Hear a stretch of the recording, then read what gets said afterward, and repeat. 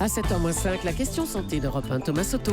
John Alomo était sans doute la plus grande star du rugby mondial. L'ancien joueur des All Blacks nous a quittés hier, mort d'une crise cardiaque à l'âge de 40 ans. Bonjour Dr Kirzek. Bonjour Thomas. Lomo avait d'énormes problèmes de santé depuis des années. Il souffrait du syndrome néphrotique. C'est quoi le syndrome néphrotique ? Oui, épreuve qu'on peut faire du sport à haut niveau et avoir une maladie rénale. On va juste faire un tout petit peu de physiologie rénale. Le rein, c'est un filtre, ça va filtrer les déchets. Le sang va passer dans des toutes petites structures microscopiques au niveau du rein. Et quand la perméabilité est altérée, quand il y a trop de filtration, eh bien des grosses protéines comme l'albumine vont pouvoir passer et c'est ce qu'on appelle le syndrome néphrotique. Alors ça peut s'accompagner donc on intoxique notre sang en fait, c'est ça ?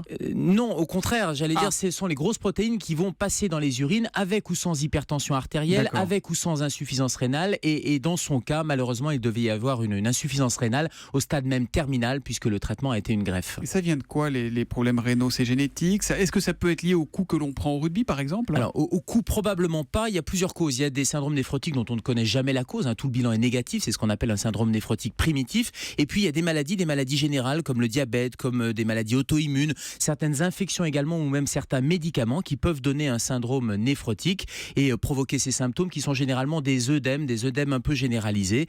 Mais a priori les coups reçus ou la violence du rugby parfois n'est pas en cause avec ce syndrome. Lomo avait subi une transplantation rénale en 2004 et puis il avait fait une rechute en 2011. C'est fréquent ? On n'est pas tiré d'affaire quand on est transplanté, c'est pas... Alors ça peut arriver surtout quand les greffes sont le traitement de cette insuffisance rénale terminale et il y a un taux de rejet de 20 à 40% dans cette indication particulière, ce qui est un taux de rejet relativement important, mais ce qui veut dire aussi que sa maladie causale était très évoluée. Il devait être à un stade d'insuffisance rénale terminale qui a nécessité une greffe et il aurait fallu regreffer un autre rein pour pouvoir le tirer d'affaire. Mais il attendait une greffe précisément. Est-ce que ça veut dire que s'il y avait davantage de donneurs, Lomo aurait peut-être été sauvé ? Est-ce que c'est ça l'enseignement de... C'est tout le problème du don d'organes. Alors le rein, c'est quand même l'organe le plus greffé. C'est une technique maintenant qui est parfaitement maîtrisée. Il y a plus de 3000 greffes en France.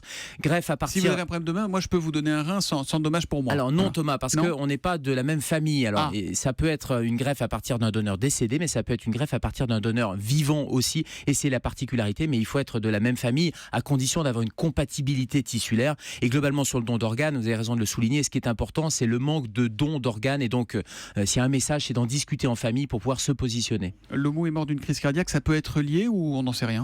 Ça peut être lié parce qu'il y a des complications, un type de péricardite autour du cœur ou de thrombose qui vont aller boucher les vaisseaux et donc ça peut être responsable de ce type de complications. John Alomo qui avait tweeté après les attentats de Paris en français, sois fort, vive la France. Merci docteur, à demain, 7h-5.